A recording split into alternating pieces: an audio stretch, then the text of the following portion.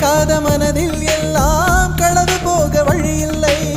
தனிமையில் கால்கள் எதை தேடி போகிறதோ, திரி தோண்டி போன விரல் தேடி அலைகிறதோ.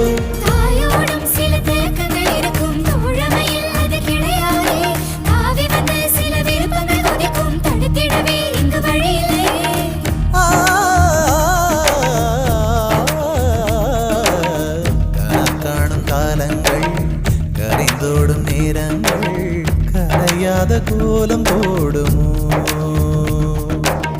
விழி போடும் கடிதங்கள், வழி மாறும் பயணங்கள்,